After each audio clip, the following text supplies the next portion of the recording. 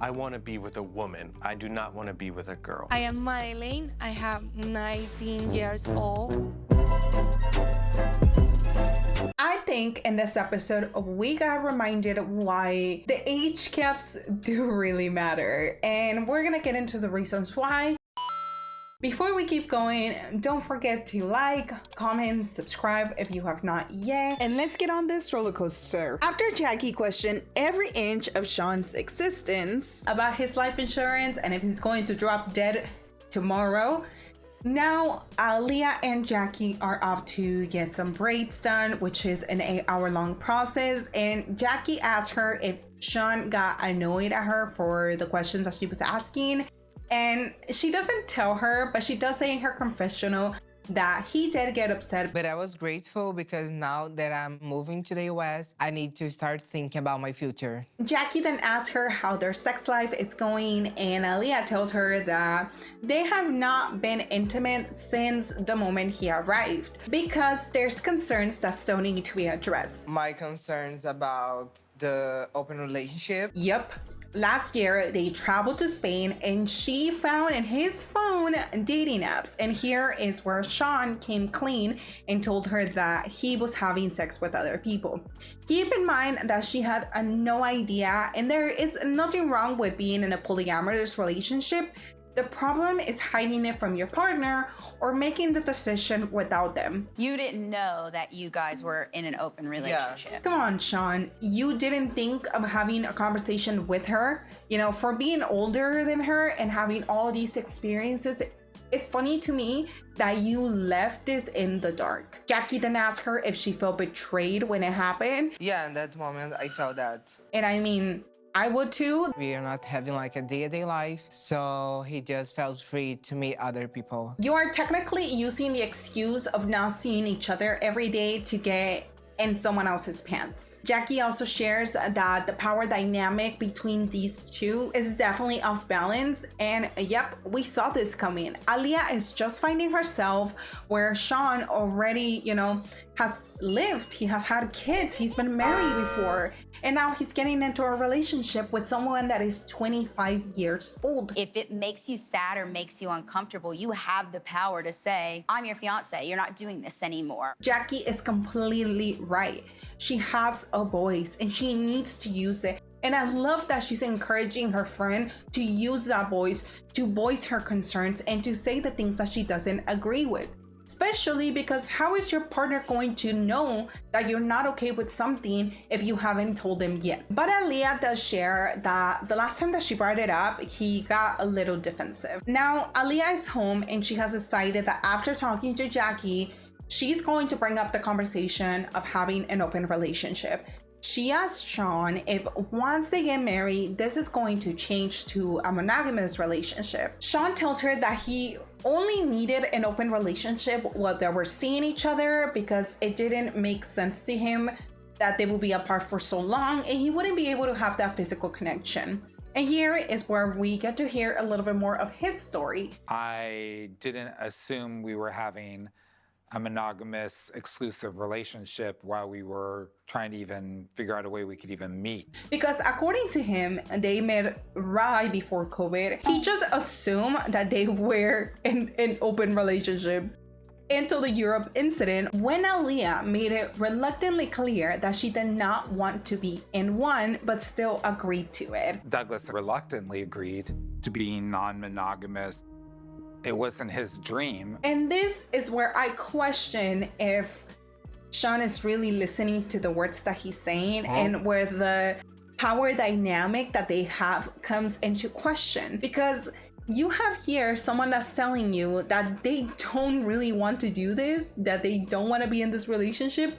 And then Shawn is being like, oh yeah, she didn't really want to do it, but she still did it. Shawn also shares that he knew damn well that he would not be okay with being in a monogamous relationship because his love language is touch, and that he would end up resenting Douglas. Now, I don't know about you guys, but that type of resentment is something that you build within yourself. It's not something that just comes up out of nowhere. It's something that you're telling your mind to do. Resenting someone because you're unable to have that physical connection, of a relationship that you put yourself in.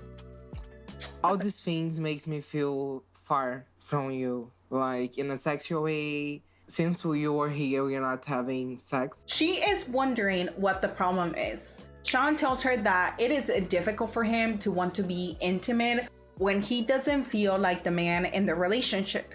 He wants her to be like, you're the man, you're my everything. And to him, that's sexy. That's the only way that he can handle her new persona. You have a persona now that's, I'm Aliyyah, that's it. Like, entitled.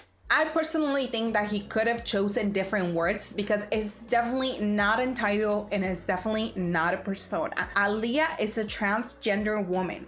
She is not a drag queen. She is not someone that wakes up every morning and puts on this mask to pretend to be Aliyyah. No, a persona is like Blanca del Rio, Jinx. Those are personas. They have a persona, but Aliyyah is not. Aliyyah is who she is. He uses the word entitled.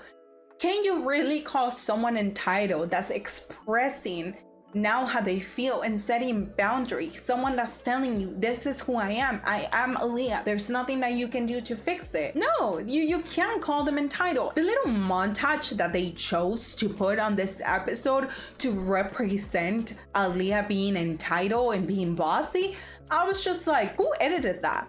Who decided to do that? Because that does not show Aliyyah being entitled or being bossy or being demanding. That shows someone setting boundaries on who they are, who they want to be in life. It doesn't feel comfortable to me or loving or sweet. You could be the boss bitch, but you can't be the boss bitch of me. Who are you talking to right now?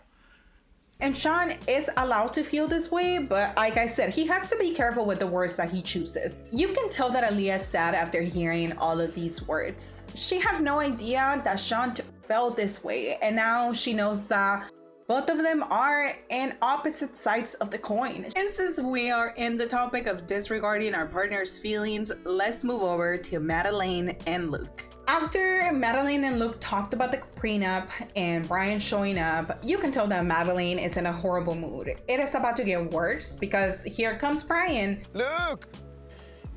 Hey, buddy! They are all going to a water park hoping that there won't be any fights and just fun. And maybe after they can worry about the problems. Out of the water, Madeline confronts Brian right away and she's like, why do you like to be inside of my relationship? And he tells her, actually, I try to stay out of it, but Luke was expressing his feelings and I had my concerns. You know, if you really love him, then you shouldn't care about the prenup. She tells him, you know, you stay out of my relationship. And then Brian tells the producers that now it's time to bring up the achievement. And he spills it out. He spent one night in your apartment in the same bed. In my apartment? Yeah, and he said that you were topless while he was in the same bed with you. She's like, hell no, that did not happen. There were people in my apartment for a party, but naked, I was not. Luke cannot believe this. He says that he's pissed, he wants to fly back home. And then he starts, you know, trying to talk to her, trying to tell her, you know, why would there be a guy in my apartment, let alone in my bed? The whole time, Madeline is just looking at Brian while Luke is talking to her. She turns around and she tells him, so what? So what? Even if she didn't cheat on me, even if she wasn't naked, there was another man in my bed, in my apartment. And I have to agree with Luke here. There is no way in hell where I would allow another woman to sleep in the same bed with my husband. That's never gonna happen. I don't want to be with anybody who's sleeping in bed naked with anybody else. I think that is cheating. Luke and Brian start walking away, and when Madeline tries to talk to him, he doesn't even want to look at her. Madeline is sitting down with, you know, her bestie while Luke approaches her and tells her, I can't even trust you right now. And what does she say? She tells him that she's never going to tell him to please trust her for something that she didn't do. She says that at the end of the day, she knows what she did and she knows that she didn't do anything bad.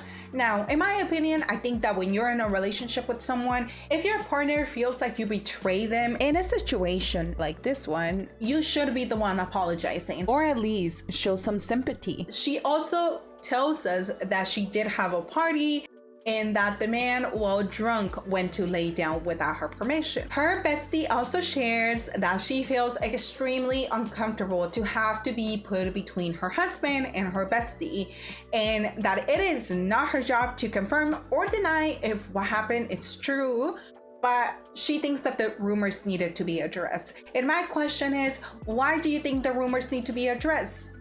What do you know about the situation that you are not telling us? If that was my best friend and I knew that things were not right and that people were lying through their teeth about what she did and didn't do, I would defend her because that's my best friend.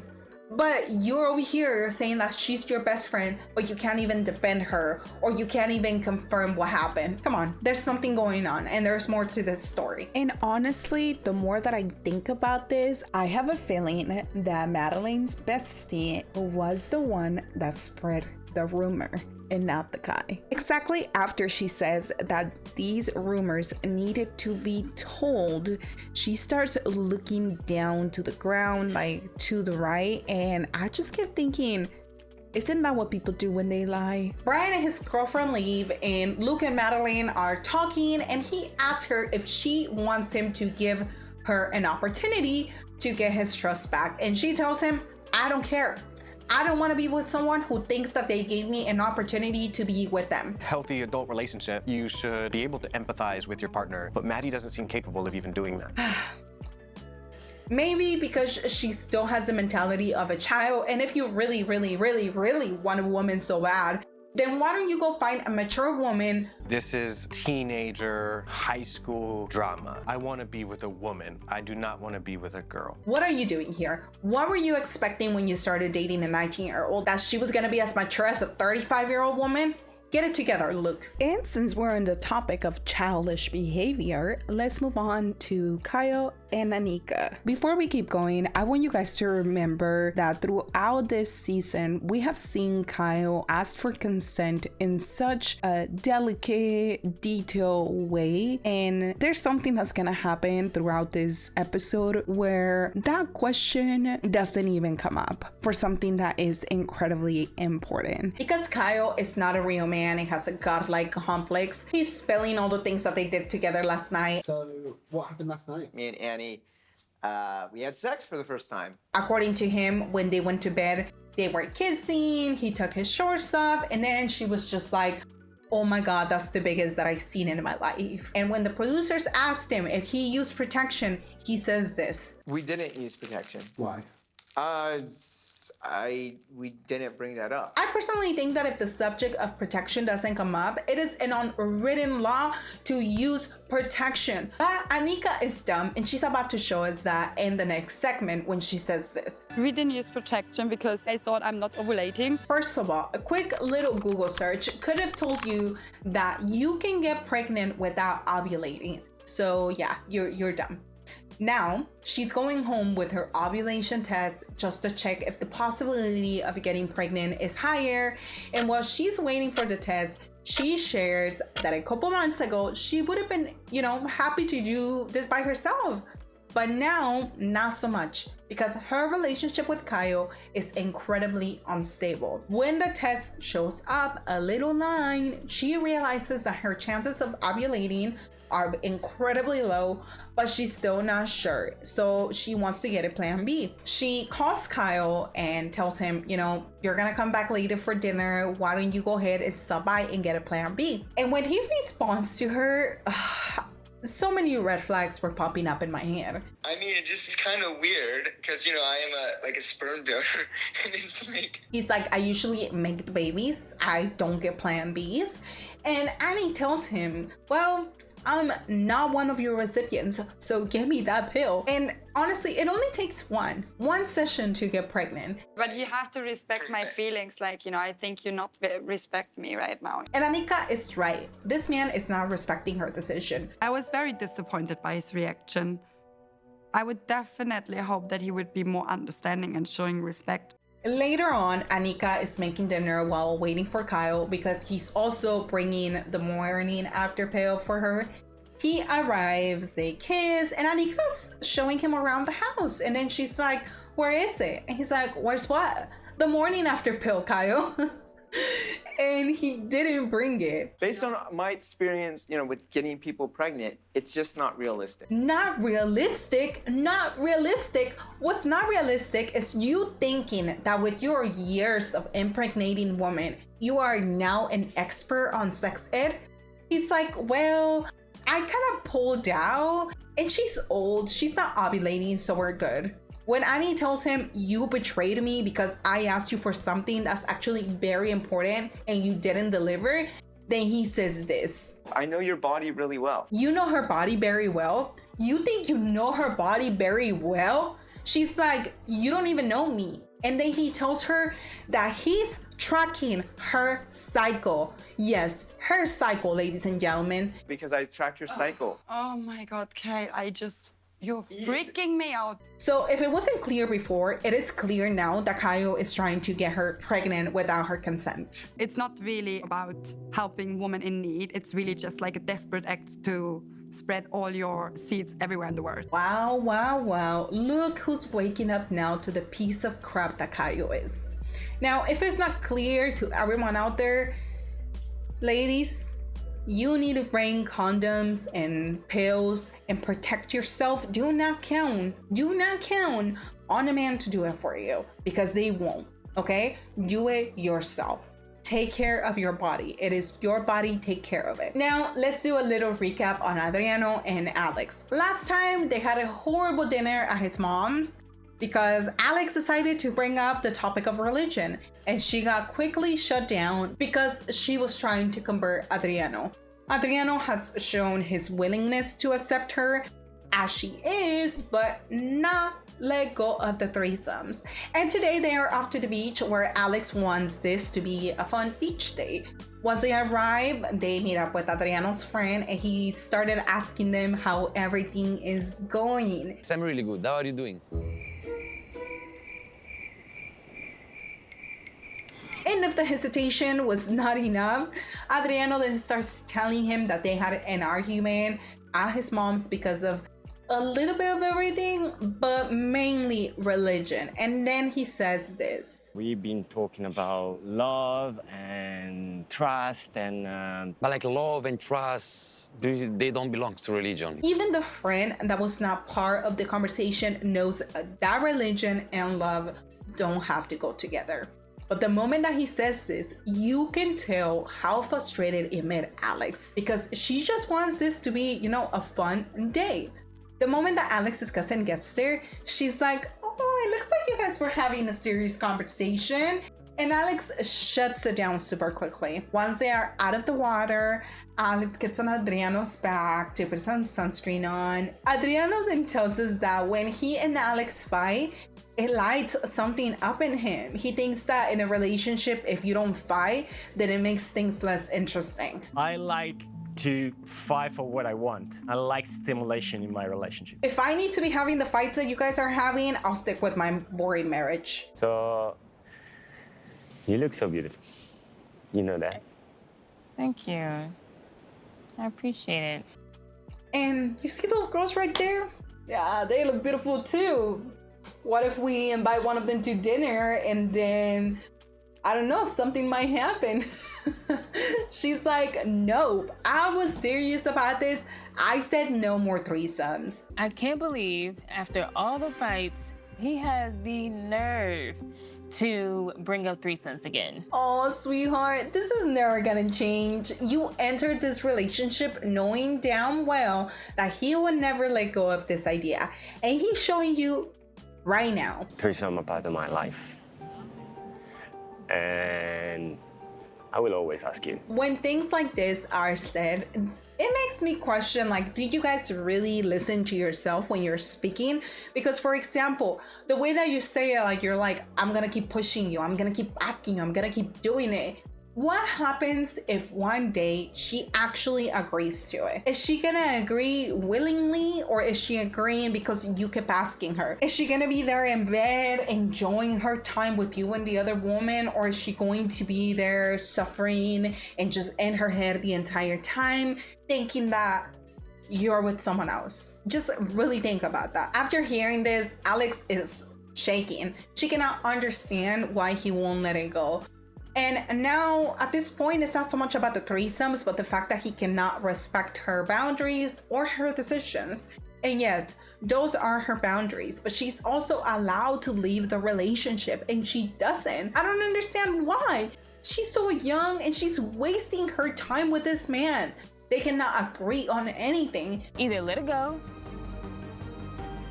or if it's really that important to you, you know what you need to do. Like, she pushes so much the idea of making him change, of changing his mind, and he's not willing to do that. And at this point, I'm only blaming Alex for getting her. I hurt myself today. I would love to know what you guys thought about this episode because, yeah, I had a lot of thoughts. Do you guys think that, you know, Shawn is ever going to be attracted to Aliyyah? What do we think about their power dynamic? Do we think that Kyle is trying to trap Anika? And do we think that Anika is going to finally leave him or stay with him?